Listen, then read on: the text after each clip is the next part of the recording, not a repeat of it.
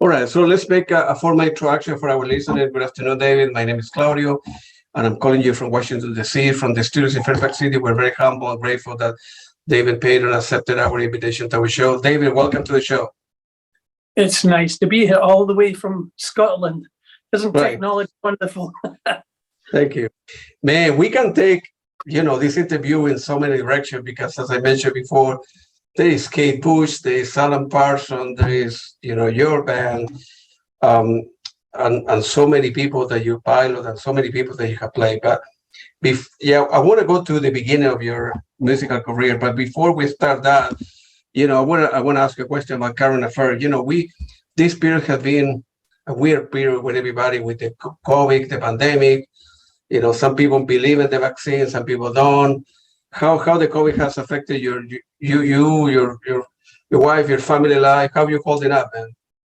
Well, I have lost a few relatives because of COVID, worldwide actually. One of them was in South Africa, and the other two in Scotland. They're cousins, so they're gone because of it. It's certainly affected the live gigs that I used to do. I was touring constantly around Europe before COVID struck, and when it hit, that was it. That was the end of the gigs. I just confined myself to the studio, and well, I was very productive because of it. But you'll hear a lot of musicians tell you that, to get locked in your studio and to be creative. It's very rewarding. So it's been good from that point of view. I do believe in being inoculated, and I've had my 3 injections. My wife the same.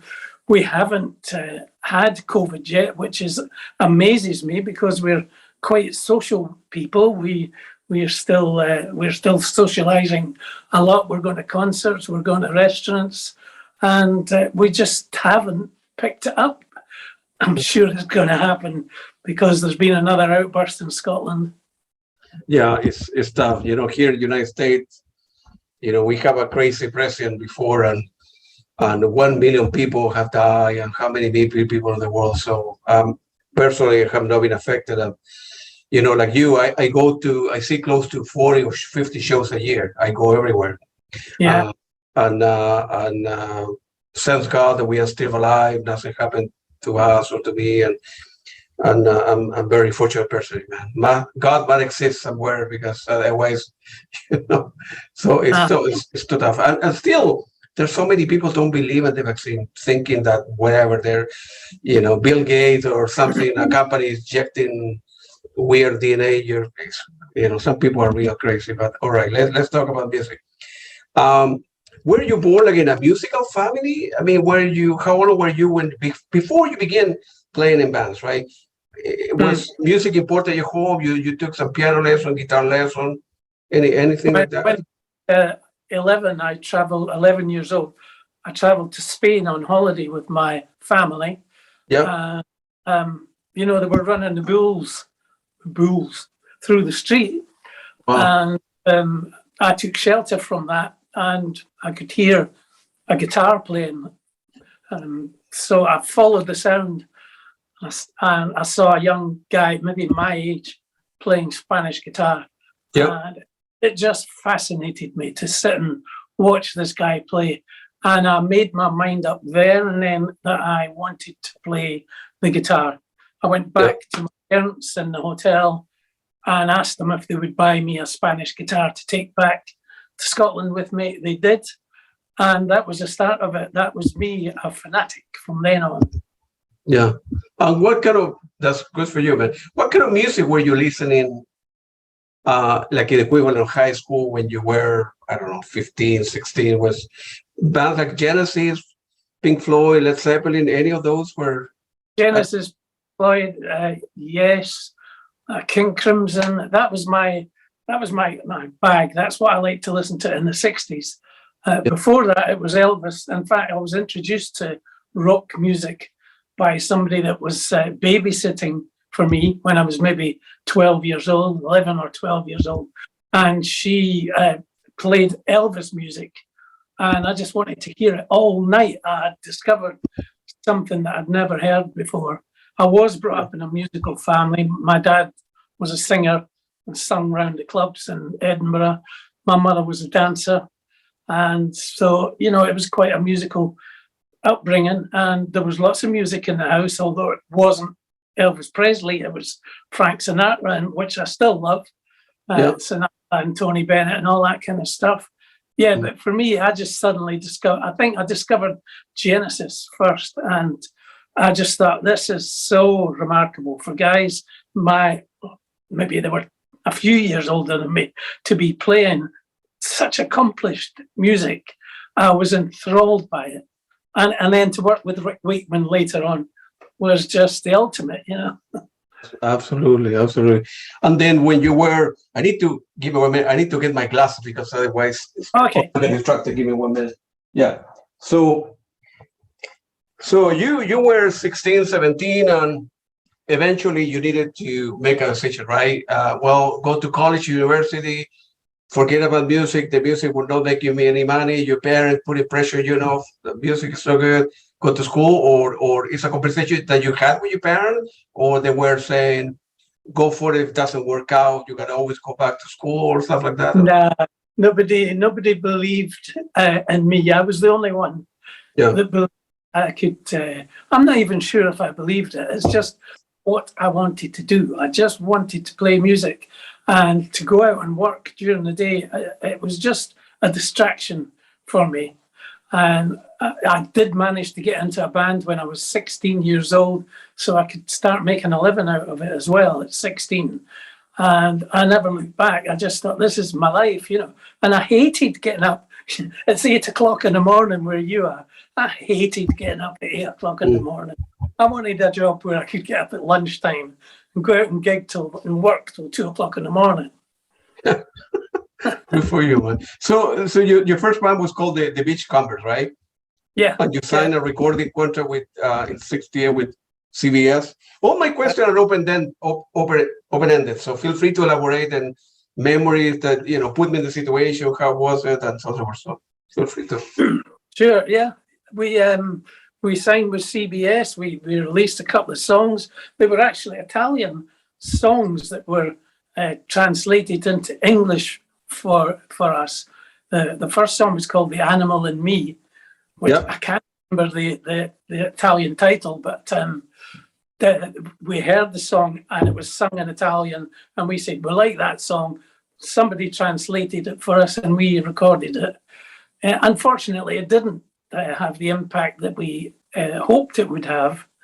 And we kept being reminded by CBS that, you know, guys, you should be writing your own songs. But we didn't know how to write songs at that age.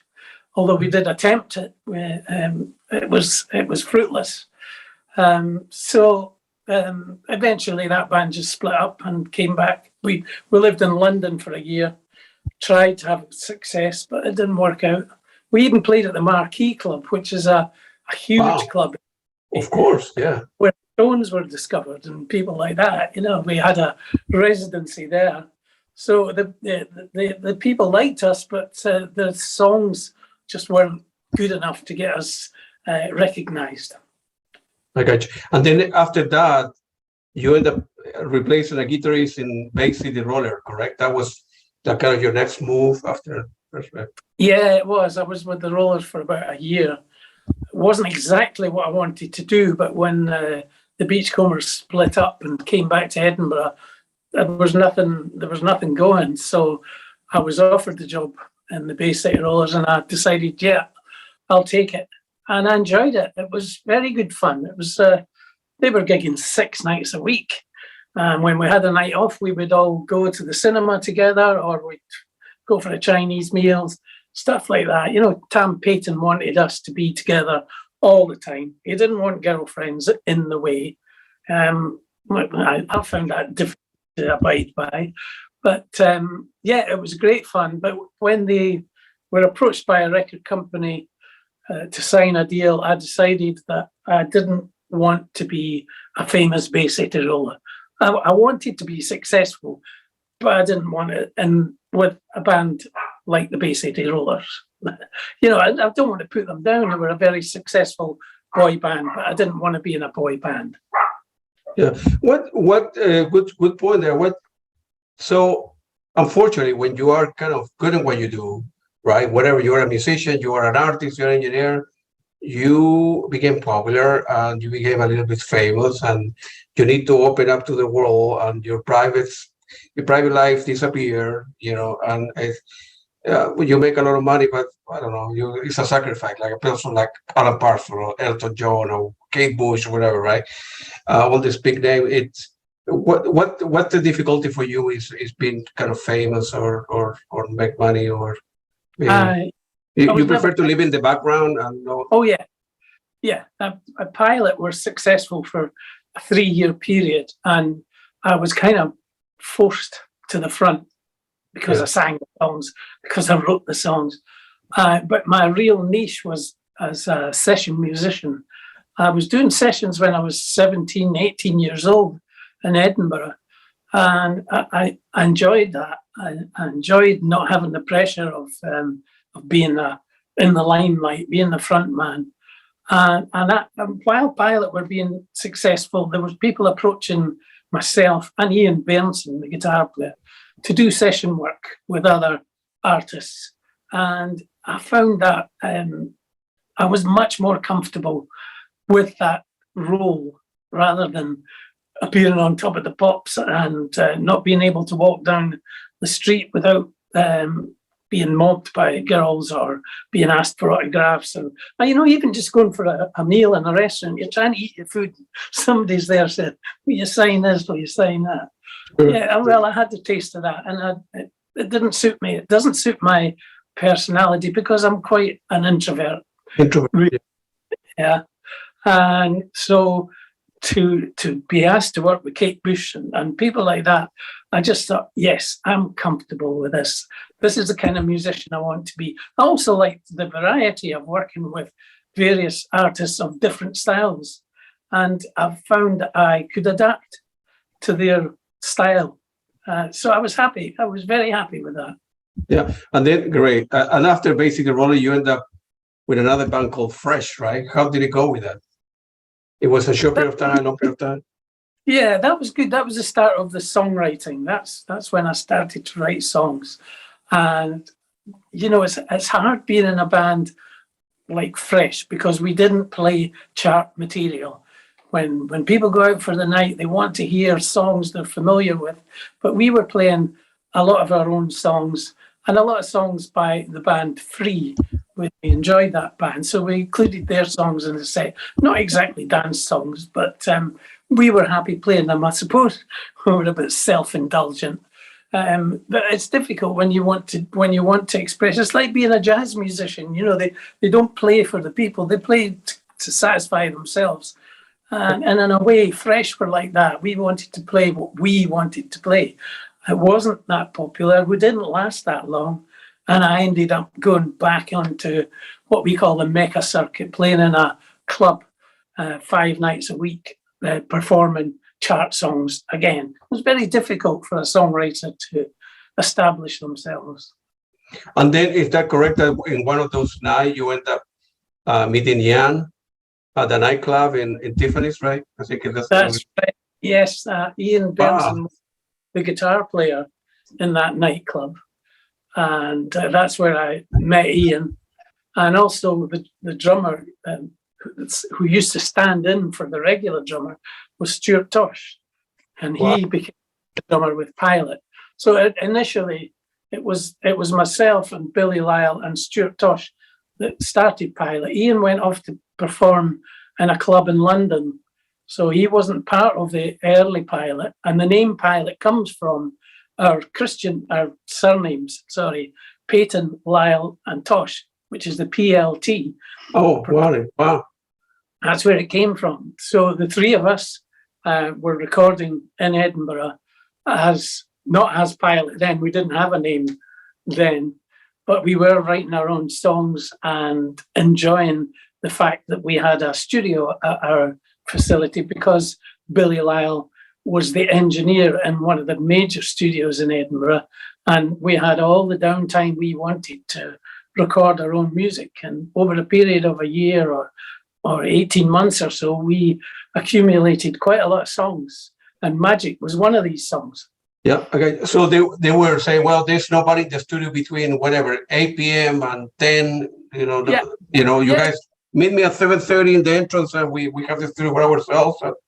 That was it, exactly. And Billy would always say to me, make sure you write a song for next week. We've got Wednesday free. Make sure you've got a song. So there was a little bit of pressure and also a bit of competition between Billy and myself, because he would write a song and I would think, oh, that's a really good song. I'll need to try harder. So, it was good to have that kind of competition. It was healthy.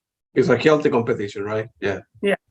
And then I think at the time you ended up recorded several demos for EMI record, and then you put the album that with the same name, right, which was published in '74. That was the time that I think Magic was in the first album, right? It was. And then all of a sudden, you guys skyrocketed with the we took off. Yeah, especially in the States. It was very popular. Every radio station, I don't know, every concert venue that I have gone or restaurant or every venue, they play Magic in one version of another, and especially on the radio stations, you could, if you got paid, a cent for every time that track was playing all the ones we were having this conversation. I would be talking to you with your assistants, How did it work out that melody came together and the lyrics came together? Well, I used to sit in my house and I had a small room that could accommodate a piano and a tape recorder that I could, every time I wrote something, whether it was 4 bars or a whole verse, I would just press record and record that section. And when I wrote Magic, it was the verse that came to me first. It was a chorus. I had the little chorus. I had, oh, ho, ho, it's magic, and that was it. I had that and I thought, I'll just record that. So I recorded it. Then one morning I had to get up very early. A friend of mine owned a dairy and he wanted me to deliver milk for him. Meanwhile, I'm working till 2:00 in the morning in a nightclub. So I agreed to do it. And as I got out of bed, I woke my wife up by mistake and she said, oh, look, she said, it's almost daybreak. I've never been awake to see the daybreak.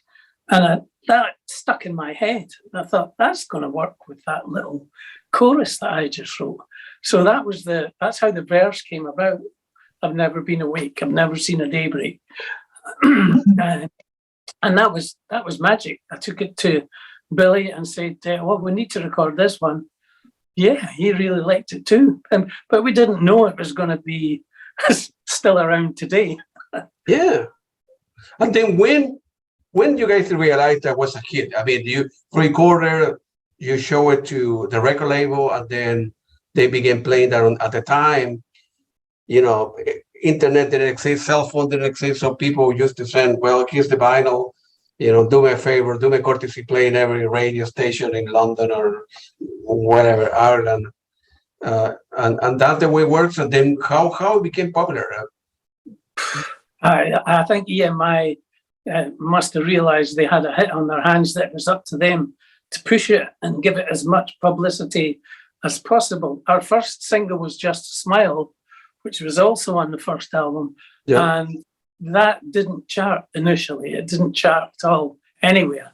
And it was only when Magic came out, and it was top 5 in the USA. It was only number 11 in the UK. But it was also number 1 in Australia for something like 8 weeks, which was ridiculous. They gave it a good push, turned all the pressing plants over to pressing Magic, because it sold over 1 million initially when it came out. Yeah, and then your life, to be an introvert kid, you were very young. All of a sudden, the 4 of you became popular. That means touring, that means more money, more interview, more pressure, go to radio, promote yourself. And so your life, you were very young. Were you ready? Were you prepared, ready to explode No. into the music scene, if you will? No, I wasn't prepared. And as I said earlier, I wasn't comfortable with it.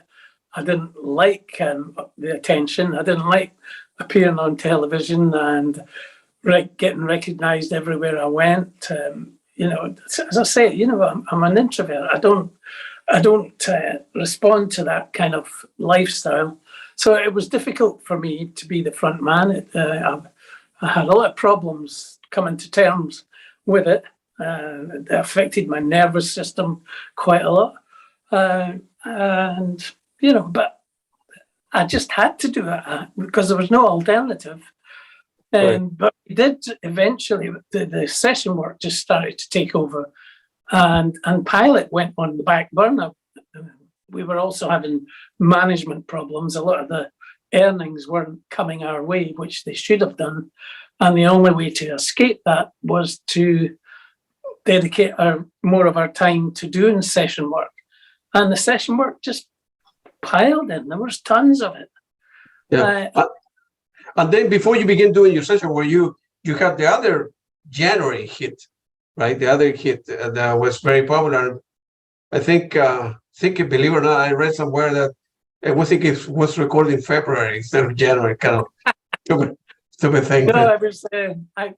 Magic was a hit here in October '74, and I wrote January in November '74. And it was released at the tail end of January. Yeah. It didn't get to number one till February. Maybe that's what it is. It got to number one in February. But EMI, again, wanted that out in January because it was obvious. And they gave it a huge push. And we had a worldwide number one. Unfortunately, I think it was only top 50 in USA, but it was huge everywhere else. My God, you know that I was looking at Spotify last night that Magic has been streamed 47 million times on Spotify, and January 3 million. That's a big deal. Some musicians will wish they can have one record with one musician, 10,000 hits, that would be a good life for them or no. But 47 million, unbelievable. Man. Yeah, I know. Well, as success happens to you, you can set your sights a little bit higher. All I wanted to do initially was get into a studio and record a song and hear it played back and on a tape or anything. And then once you achieve that, of course, you want to try and progress to the next step. Oh, it'd be great to have a record deal, and then you get a single release and you wish you had a number one. For me, as a songwriter, writing a number one is the ultimate, and I'm so pleased that I achieved that. It's a huge achievement for me to have done that, to have written a number one song, and it's a songwriter's dream, and I managed to live the dream, I suppose. Yeah, and then section work came around. You became, you guys were popular, and then not just with Pilot, but as an individual musician. And then how you got the call to work with Alan Parsons? That was probably one of the best jobs. You guys, how the stuff works? I mean, you, of course, perhaps you didn't know who Alan Parsons was, who became very popular, and he wasn't that well known at the time. So, you, as a session musician, how people got to know you? You got a record label because no, it's a record label, a studio. How that works? No, it's word of mouth. With a lot of the stuff that we did, it was word of mouth, and people listening to, maybe they hear Magic and they say, "Oh, that's great! Oh, nice bass part. I wonder who that guy is." So it would go like that. But with Alan, it was different because when we got the deal with EMI, and EMI owned Abbey Road, and there was another ambition to work in Abbey Road. And they gave me a list of 10 engineers who wanted to progress to the next step, which is producing. And on that list of 10 engineers was Alan Parsons. And I recognized that name from the Pink Floyd album, The Dark Side of the Moon, because Alan had engineering some of that. So I picked Alan Parsons to produce Pilot. He came up to Edinburgh and he came into the studio and mixed one of our songs for us, and we just knew we'd picked the right guy with Alan Parsons. So Alan Parsons produced the first 2 albums of Pilot, and but meanwhile there was other producers that were getting in touch with us and saying, "Oh, David, I really like your bass playing on Magic. Can we have you for a session with such and such a person?" And that's how it went, with word of mouth. I got you. On the first album, it was Tale of the Mystery and Imagination, and that's one of my favorite tracks there. The album called The Raven. You knew at the time when you were working with Alan Parsons that the work, if you will, that you guys were doing was kind of ahead of its time, and it become like popular, or your work become popular, Alan Parsons will become famous, or it's very difficult to predict when how you were 20, 22, 23 at the time? 24, 23, 24. Yeah, very, very young, man. If we can, I was watching Glastonbury, the big festival here that was last month, and I was looking at the artists, and I thought, wow, they're really young. They're in their early 20s. And then I forgot that, when I was in my early 20s, there was people like Stevie Winwood and Stevie Wonder. Stevie Wonder was discovered at 14 years old. And you just kind of forget that most of these bands, Manfred Mann and all these, they were all in their 20s when they started, and you kind of lose track of it when you've grown up with all these bands that you admired in the 60s and 70s. They're all my age now, if not older. And you forget, they all start out at 20 years older. So I can't believe that Genesis were so accomplished when they were that age. And yes, Rick Wakeman and yes, and wow, they were so good. Where at the time you were still living at home, right? I suppose, right, or not? Or you have left the house? I had a place to buy. And then your parents were very proud of you, and my son is in the chart. My son is appearing on TV and this and that. Making a living. But if the song came on when she was out shopping in the supermarket, I remember she told me, she said, your song came on in the supermarket. And she said, I had to tell somebody. She says, I just stopped the woman next to me and said, that's my, she says, laddie. That's my laddie. It's the Scottish word. Yeah, she was really, both of them really proud of me, of course. So after Tales of Mystery Imagination, it was iRobot with the track I Wouldn't Want to Be With Like You, man. That was those two, one of my favorite track of all time. And feel free to put me in the mood. How was to work with the Alan Parsons producing the first 2 records, was long hour, many takes. How that works? Well, Eric Wolfson wrote the songs. Yeah. Eric we would arrive at the studio, say midday, and Eric would play through the song, and we'd all take notes of the song as he played it on the keyboard. And then we'd all sit together and we'd play through the song, maybe till 4 o'clock or so. And then we'd try a take and listen to it. We'd go into the studio and the control room and listen. And then we'd get a better idea of what needed polished and etc. So initially we would just need a good drum track, and then everything else could be overdubbed if there was anything needing overdubbed.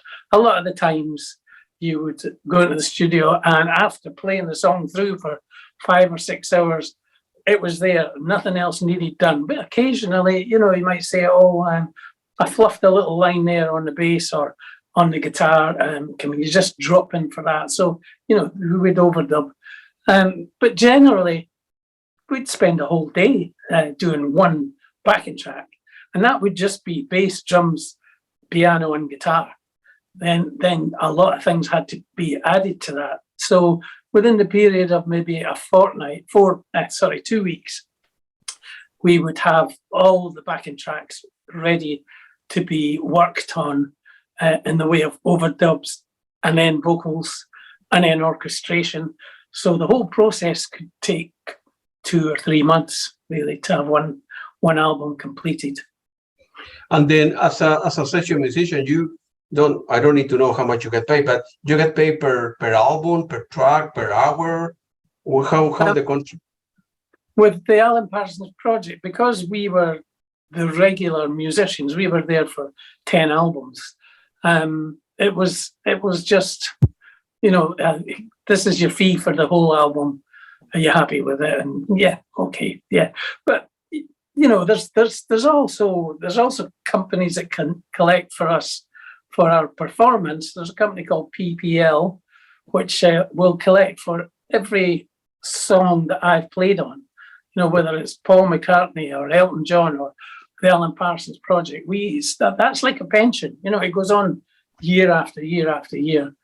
But initially, the session work fees were pretty good. It was a good job, and it was enjoyable, not only financially, but just because you were doing a job that you loved, really. Absolutely, it's great when both you can match both, right? You do what you like for a living, and you get paid well enough to, for your family, your wife, kids, or whatever. Yeah, of course. Yeah, it's not everybody can do that kind of. Yeah, it's not everybody that can do work like that. Yeah, it's you have to be really good at what you do. You have to be a good bass player to be able to carry out work like that. And I'm patting myself in the back here because it's nice to be asked to work with the people that you admire so much, and not just meeting them, but actually working with them. It's a huge thrill to be held in a high regard by them. Absolutely. And then in 78 was the other big album, Pyramid, with the track that goes up. That's another album, man. So after 3 albums, were you guys touring at the time with Alan Parsons, or when Alan Parsons decided to go on the road with the first 2 albums or the first 12, because you did a studio work, he wanted to tour with him and travel with him as well, or we did a couple of concerts in Antwerp in Belgium, and I thought that we were going to do a lot more work together, but it didn't work out that way. I was doing work with other people, and it just didn't come together. And eventually Alan went off and lived in the USA. So the work that he had been doing with Ian Benson and Stuart Elliott on drums, these guys didn't go to the USA with him, and Alan picked up a band who he's now working with as the Alan Parsons Live project. So none of the musicians involved in that band were actually involved in the recording, including Alan. Alan didn't play in the band as such. The band was Eric Wilson, David Paton, Stuart Elliott, and Ian Benson. Yeah. Wow, you're right. Unbelievable. And then when recording with Alan Parsons, were you able to, rearrange certain tracks to be perhaps more rhythmic, or the boss is telling you, well, I want you to play like this, I want you to play like that, or he was willing and eager to receive input from the musician in the studio and say, hey, we can try that, before and after. It's totally up to us. Alan produced the songs. He didn't really get involved with the musical ideas that we were coming up with. These were all ideas that the band put together in the studio with Eric. Eric was the one that we wanted to please because he was the songwriter. And we just found that after working together on the first album, it just clicked. We just knew exactly what Eric wanted. And of course, there's a lot of bass parts there that I just came up with in the studio. There's nothing written. It was just listen to the piano part and then play around it. That's what we did. That's why we took so long, to put one track together. We were very particular about how we wanted it to sound. And Alan is a fantastic producer. He's done a brilliant job of the work he did with Alan Parsons Project and with Pilot. They produced the bands really well, but his musical involvement wasn't that huge. It's his sound. He creates that great sound. I don't know if it's recognised as a Pilot sound or Alan Parsons sound, but I suppose when you listen to the Alan Parsons Project, immediately you think Alan Parsons, although it was Eric Wolfson that decided to call it the Alan Parsons Project. He could have called it the Eric Wolfson Project, but he chose Eric was the brains behind the whole thing. He came up with the concepts. He did all the business negotiations with Arista. He really was the brains behind it all. That's very good skill to have. You understanding news and understanding management, understanding strategy. So many bands, they started well, they start doing well, they got into drugs, into the nightlife, they lose all the money. People, friends, they were asking for money and that went in broke. So it's you need to have both. I mean, if you're good at what you do, right? You don't have a good vision, a good strategy, and you are associated with people that are normal, whatever that means, and they will not take advantage. That your life will disappear, you will get in trouble, you will cheat on your wife, and you live a crazy life, Exactly. It's like walking through a minefield. You have to be wary of where to step and where to go, because you're right. You could so many partnerships or relationships, wives, whatnot, have been destroyed because of what goes on in the music business, drugs and all that. Most people are sensible with it.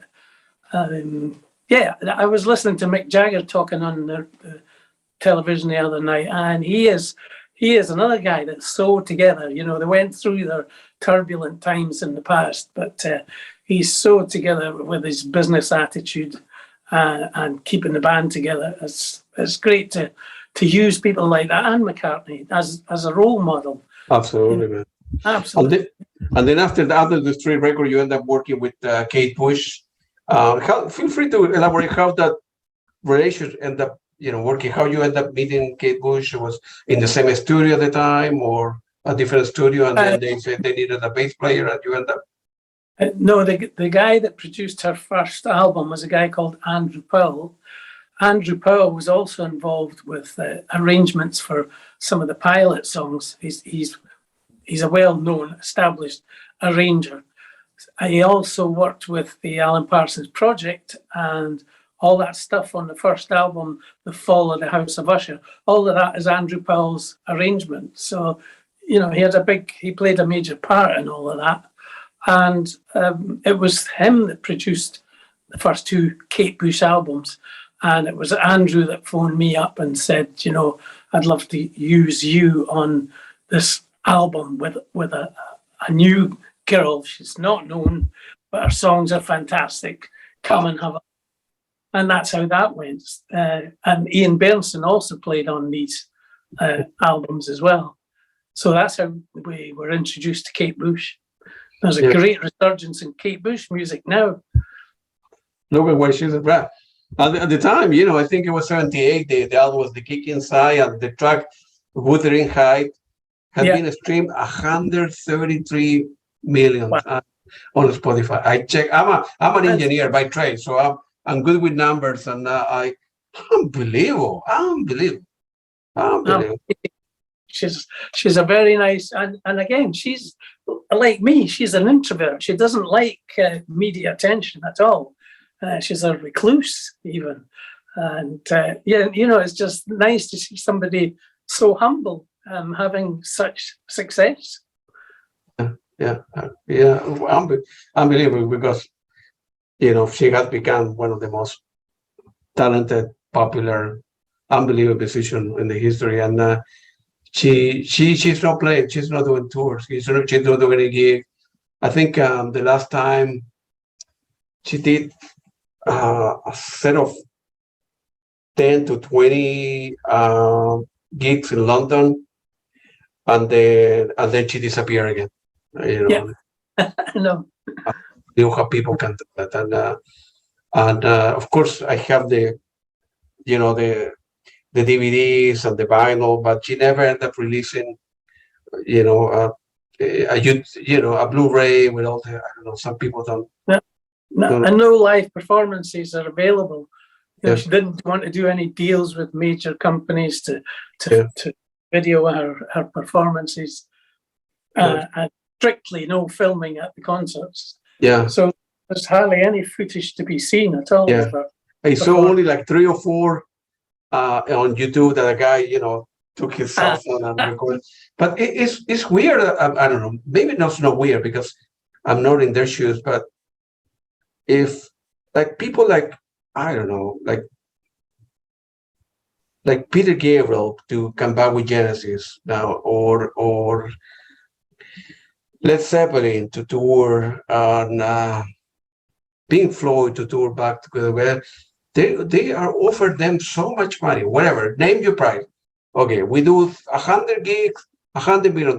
So the 5 of you split 25 million and be happy. And it's not the money. I mean, $25 million to to put up with the guy that you used to play, easy for me to say. How difficult could it be? But for them, it's not.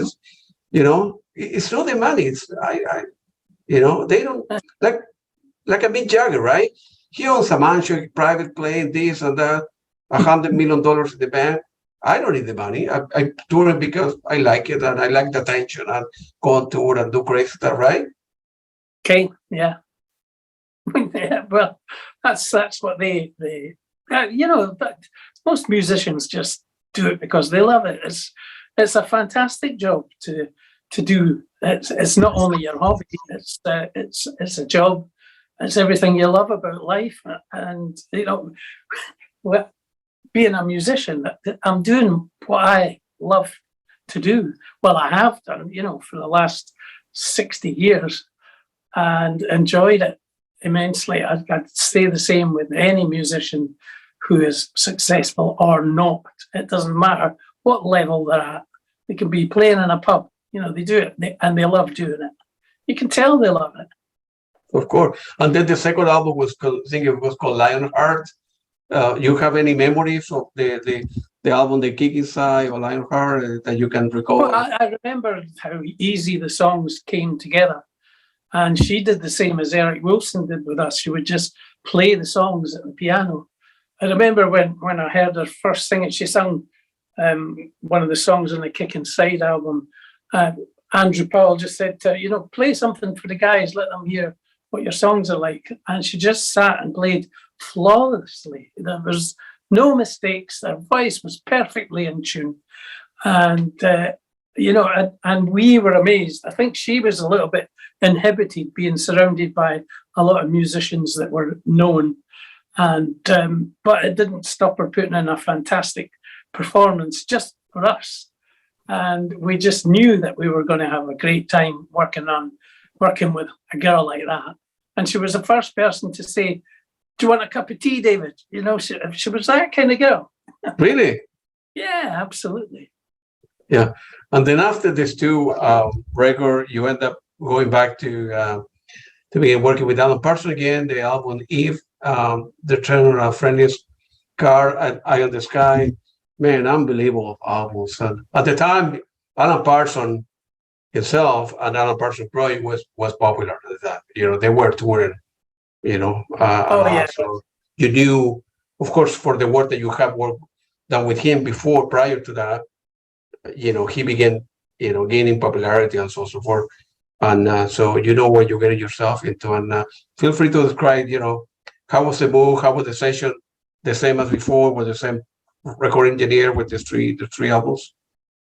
Yeah, I know it would always be different engineer, different locations. Yeah. We recorded one album in Paris. We recorded another album in Nice. And different engineers all the time. But Alan, you know, with his experience as an engineer, he could handle both, and probably did most of the time. And it was the same format. Eventually, you know, by the time we got to, well, just before I left, it was becoming a bit more lacking in enthusiasm. And Eric wasn't coming up with the great songs that he came up with. You know, by the time it got to, I think it was Gaudi, I wasn't on that album. But Eric was more into the business side of things by then. He wasn't continuing his writing at the same pace as he did when we first began. In fact, one time he went into the studio and he didn't have any songs.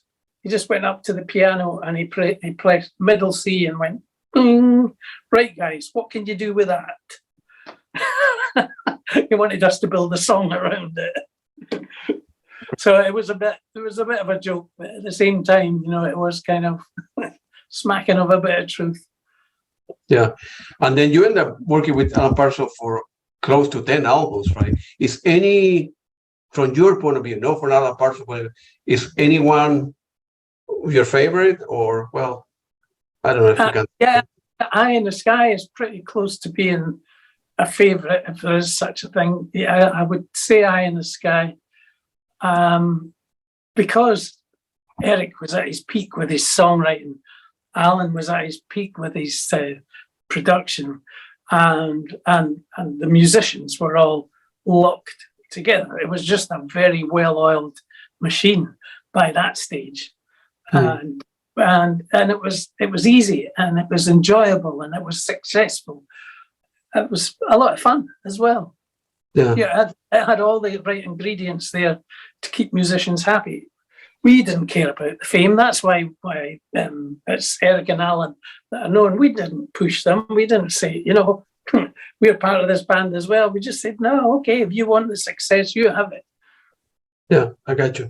And the other thing, the beautiful thing about being a studio musician, working with different people, different engineers, that you know the stuff. Like, you know, some people get married, they're not happy. You know, they're stuck in a marriage or in a job or with a boss, whatever. You know, you work with people and then they call you back to work to do an album and you don't like the person you say, no, I'm not interested. This guy is very complicated. You can move on to another person. So that you have some freedom in at the time you were well known at the time, you know, people were calling your name. No, I want that guy to be on my album. So you have a say and say, well, I don't like the guy, or he want me to travel to Spain. I don't like going to Spain, whatever, you know, my wife is pregnant, whatever. You have a saying, you know, and in what. And a reputation, you know, your reputation as well. It's important that you're not an awkward session musician. You don't kick off and you don't get huffy. You just do the job and do it well. That's what it's all about. Yeah. And do you remember what you did with your first paycheck? That question that occurred to me. Well, with Pilot, with Magic, yeah, you guys make money, so yeah. You end up buying a house, or I bought a Jaguar E-Type with Pilot. That was one of the first big indulgences, and then a house. Yeah, all the things that matter to a guy. Yeah, I bought a nice car and a nice house, and I've been married to the same woman for over 50 years. So she was with me before any of the fame came about, and we both evolved perfectly well together. Yeah. So it's been happy. It's been a very happy life to look back on and see all the achievements that have gone on. And yeah, it's been great. I'm a lucky guy. Yeah, you know, so many people cannot say that, you know, about, you know, combining a musical career and a happy marriage with the kids and stuff like that, you know, very, very far in between people can say that kind of thing. You know, if someone were to listen to the top 20 Alan Parsons hits, you were playing half of it. I mean, if I go to Spotify and I see, you know, top 20 hits or whatever, Alan Parsons in my example, you're on half of them, man. That is unbelievable. Yeah. You're very humble, David, but I want to just say, you know, I'm a consumer of your product. You were the producer. You were working with the product. I'm I don't play any instrument. I don't know how to read music. My music collection is about 10,000. I listen to Alan Parsons, for example, right? And you are in half of them. That's an amazing accomplishment. That's an amazing accomplishment. I can look back and see. I told you that when we signed to EMI, they gave me the list of 10 engineers. Now, if I hadn't picked Alan Parsons, my life would have been totally different. Absolutely, absolutely. So you see things that just fall into place, and you think that's why my life is the way it is today, because of the choices I made in the past. Yeah. It goes across the board. There's so many coincidences. If I had stayed with the Bay City Rollers, there wouldn't have been Pilot. There might not even have been a Magic, or certainly not Pilot. Are you a religious person at all, or?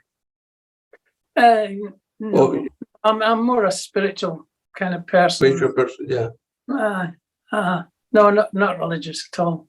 Yeah, because as I was thinking that, well, looking back, I mean, look when you are young and you look forward, you don't know how your life is going to be, or if you want to make a living as a musician or not, or you want to make money or be famous, whatever. But looking back, those is like you mentioned, your Alan Parsons changed your life. If you have selected a different producer, a different sound engineer, or whatever, your life will go into a different direction. So exactly, yeah. We did a lot of session work, and it was good that we always had, every year we had the Alan Parsons project for at least 2 months of the year. But in between that, there were other sessions going on. God, we were so busy during the 70s and the 80s.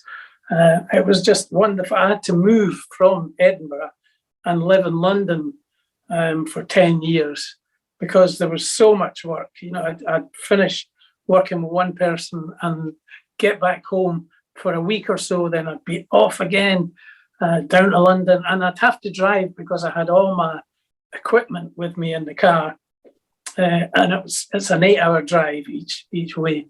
So eventually I had to move to London and stay there for 10 years, and that was a great experience as well. London is where the action is, man. Yeah, it is. I could have continued staying in Edinburgh, but the commuting was just too much, far too much. And people would phone me up from London. They'd phone me up from Italy and Spain and say, will you come out and do a session here? It didn't matter where we were. I spent a lot of time working with Italian musicians, a woman called Caterina Casali and a guy called Ron. And a lot of established Italian artists. They didn't mind that I lived in London or Edinburgh. They just wanted me to go out there and do the work. And I loved working with the Italians and Spanish. And, great fun. Good for you. Feel free to elaborate on the motivation to work on the return to the Alan Parsons project, your own, the pilot project. I listened to that and it's very good actually. Thank you. What was the motivation of putting, after some of you from Pilot, with working with Alan Parsons Blues, it was great record. Why you guys decided to have your own version of Alan Parsons project, if you will? It was we just wanted to prove to ourselves that we could make a good job of it. Ian was suffering. He was being diagnosed as having Alzheimer's. Oh, wow. That was about 12 years ago when we decided to record the first album. So Ian wasn't working with Alan, and he bitterly regretted that Alan didn't use him for the work, because Ian was very much a big part of the Alan Parsons project. His guitar playing is so recognizable in all these songs. But Alan didn't want to use the original members. So Ian was, he was left high and dry, had no Alan Parsons project. And I just said to him, look, for fun, I recorded one of the tracks and sent it to him. And I said, what do you think of this? Do you want to add a guitar to it? He said, yeah. So we did that. And it sounded so good. I thought, God, we got really close to the album with this. Let's do some more. And we ended up doing a whole album together. And for me, it was brilliant. We released it on Ian's birthday as well. And I thought it's a great tribute to Ian to do something like that for him, and to let people hear that, that our contribution to the project was quite substantial. And when you hear the recordings that we done, you realise, they've managed to capture that sound completely. And some instances you can't tell which is the original and which is the re-records, which I'm really delighted and proud about. That's beautiful. I have never met Ian personally. I know who he is, of course, and I'm happy that you guys, kept the friendship and the, alive for 50, 60 years now. It's unbelievable. Some people, for many reasons, they're complicated. They don't get along. They end up splitting. With you, in your case, he's a very good friend of yours. So he's a good friend. Yeah, and so is Stuart Tosh. We don't do so much together musically, but Stuart Tosh is still a good friend. Stuart lives in Spain now, and we've been to visit him in Spain, and he comes here, of course. Ian and I lived in Spain together I stayed there for 3 years. He stayed for about 8 or 9 years in the same place, in the same area. Yeah, I got you. And then with that Alan Parsons, you didn't have any, I don't know, legal things to? No, you can record, you can do cover of any albums, right? But some musicians don't allow you to do that. For example, people like Fleetwood Mac, right? You can do the covers, I think, but you cannot release a record this is the top 20 hit from Fleetwood Mac according to Claudio, right? I cannot put the record up. They will sue me. So some musicians, they don't care, right? And in your case, do you have any legal issues that recording some of the Alan Parsons? And what was Alan Parsons himself thought about that particular album? I don't know what he thought about it. I don't think he'd be very pleased about it. But as long as you pay the license fee, you can record any song you want. And we didn't call it the Alan Parsons Project. We called it a pilot project. Right. APP. We used the initials APP, but there's no law against that. Alan would not have allowed us to use his name, and I was very careful what we did legally, make sure we wouldn't get into trouble with anything that we recorded. So it's all legal, it's all above board, no problems. And then after that came the fish period in 91 to 94. Feel free to elaborate how you end up working with Fish. Any good, any bad experiences? Mainly bad, but whatever you can tell on an interview that are going to be posted somewhere. We traveled around Europe in a bus. I didn't like that. We slept in the bus. That was like taking a time loop. I was way back when in the 70s or even the 60s. I was used to. I'd worked with Elton John, and I was used to 5-star treatment all the way, and then to work with Fish and travel about Europe, Eastern Europe. I'm talking about Estonia and Latvia, Lithuania, places like that. In a bus, it was pretty hard going, and there was a lot I didn't like about it. I did like the music. I liked the band. I liked performing live, of course. Yeah, but not the most memorable time in my life. You got used to, you got spoiled, you got used to the good life with all the big names. Spoiled. And then 5-star hotel, go to big name theaters and cities, and then all of a sudden you told your wife, well, I'm taking a bath, we are staying at 3 3-star hotel, and the food was very bad, and we need to wake up at 4 o'clock in the morning. Yeah, there comes a point, where you're making music, but you don't have to do it. You're doing it just because you love making music, and that's what the Fish tour was all about. I didn't have to do it. I wasn't financially stretched or anything. I just did it because I thought it'd be a good experience, and it was an experience. I'll say that. Yeah, not the most comfortable time of my life. Yeah, and then only 3